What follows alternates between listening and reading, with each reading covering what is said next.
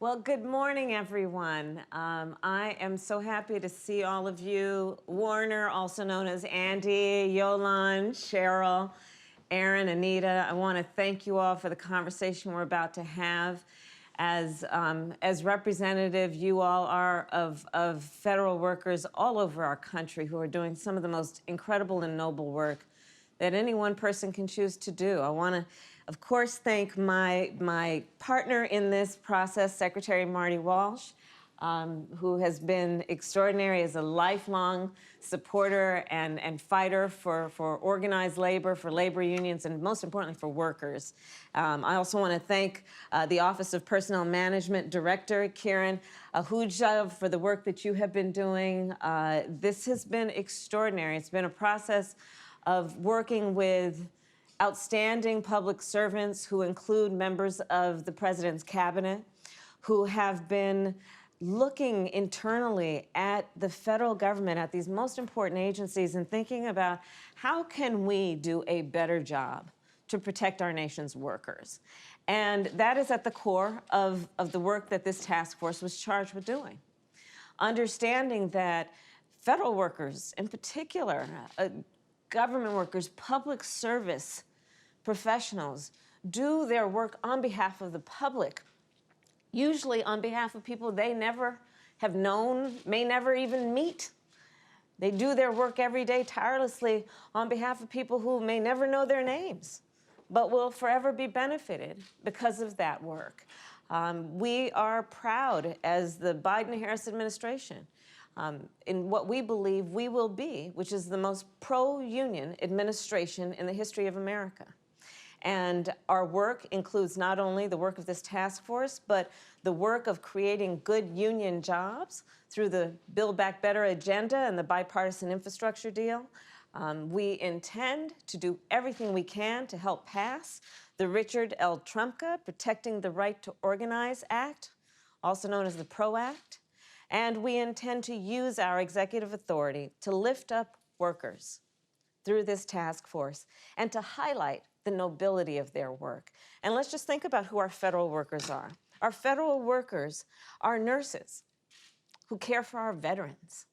Our federal workers are firefighters who keep our national forests safe. I've talked to so many of them, also in terms of the work they've been doing, in particular in the western states, fighting these incredible wildfires that are damaging whole communities, if not wiping out whole communities.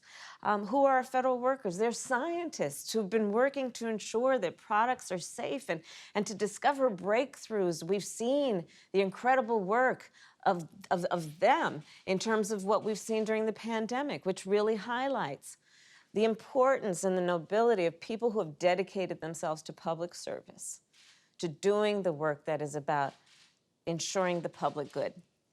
So we want to thank everyone for this. Our administration has been working to help folks, in particular in the federal government, organize and collectively bargain. And there are two main reasons. We believe that a stronger workforce is the work that will happen to create actually higher productivity and lower turnover.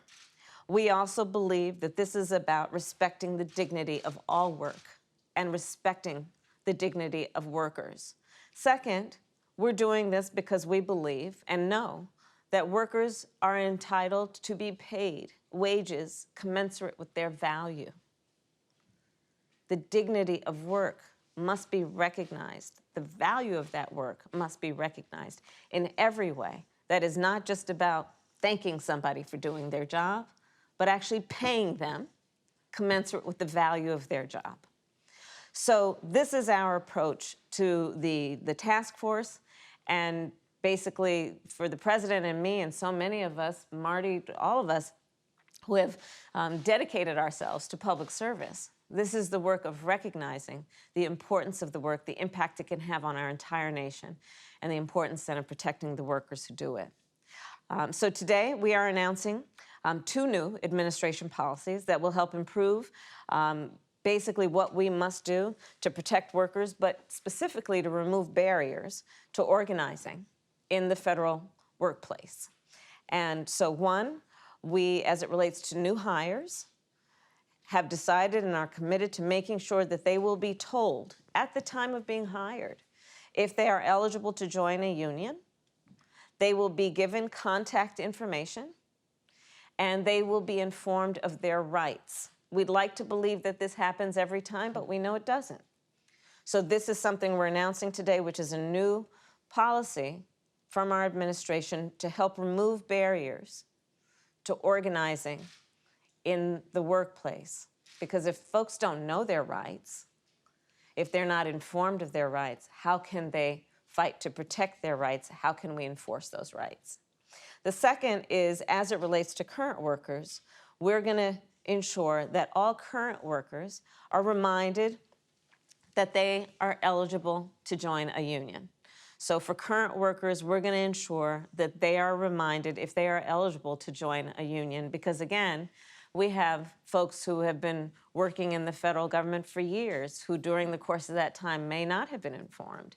And we want to make sure that they know now if they didn't know before. And all of this is just part of our broader strategy to make the federal government a model employer. And we call on all employers to make similar steps in doing the work of protecting workers because we recognize the nobility of the work. The federal government is the largest employer in the United States of America. We know that this effort is going to impact, therefore, a lot of people. But we also know that by example, we can hopefully encourage all workplaces, all industries, to look at what is in the best interest of productivity, in the best interest of morale, and in the best interest, of course, of, again, valuing the dignity of work. So in that way, we do believe this is not only going to impact a large number of people who make up the federal workforce, but this will be a model of what all industries have the capacity and the ability, if not the imperative, to do. And with that, I want to now introduce an incredible public servant, our Labor Secretary, Marty Walsh. Thank you, Madam Vice President. And we want to, first of all, thank you for the incredible work you've done on the task force.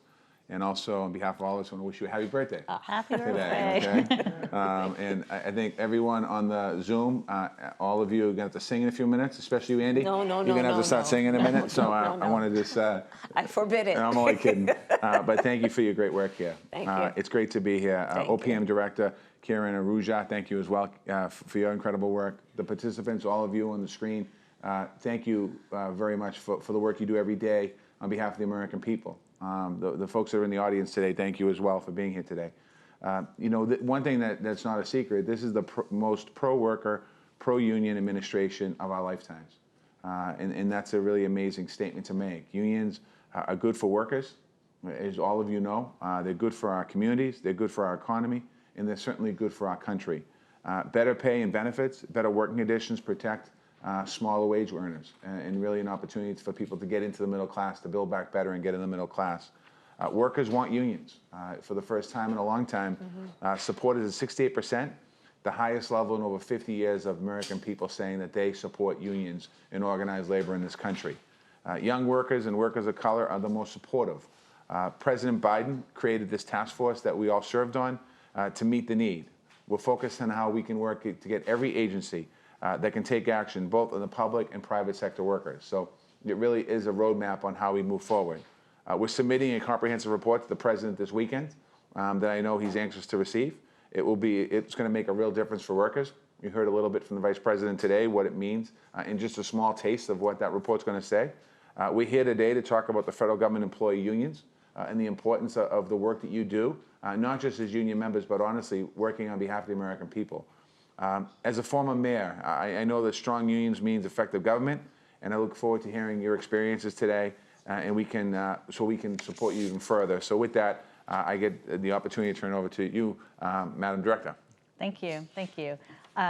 Thank you, Secretary Walsh, and thank you, Madam Vice President, for the opportunity to be with all of you here today and to work together to really elevate this conversation. So I'm really looking forward to having this discussion and roundtable with all of you virtually. And I think it's something special, Madam Vice President, that you're doing this on your birthday for the workers. So that you. really speaks volumes. you. And again, happy birthday. Thank you. As we know, the right to organize is sacrosanct. It empowers workers with their collective voice and ensures that they are treated with dignity and respect in the workplace. It gives them a seat at the table to demand fair pay and benefits for their work and safe working conditions.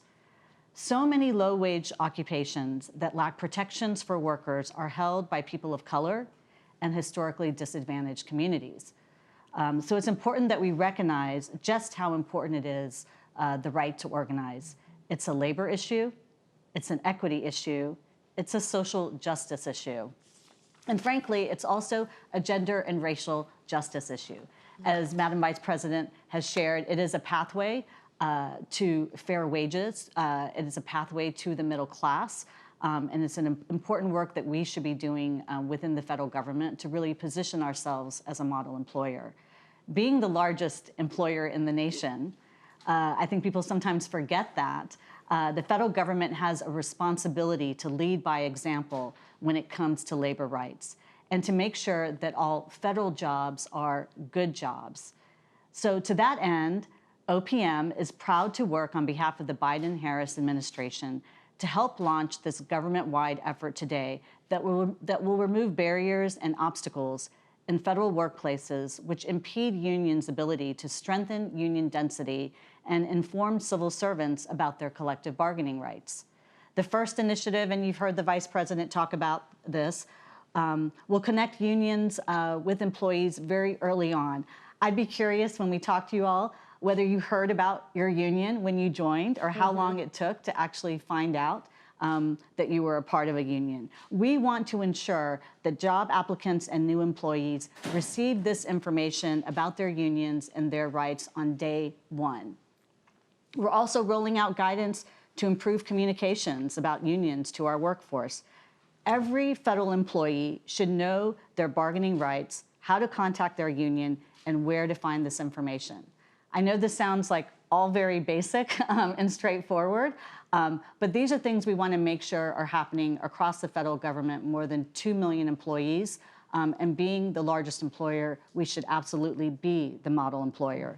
So I'm so grateful to join the Vice President in this important work, and I appreciate the Biden-Harris administration's unwavering commitment to labor rights and the federal workforce. We like to say at OPM that we work as hard for the federal workforce as that workforce does for the American people, and that's all of you. So thank you. And when it comes to protecting and bolstering federal labor rights, President Biden, Vice President Harris, and Secretary Walsh are truly setting a very, very high bar that we are thrilled at OPM to contribute to. So thank you very much for being here.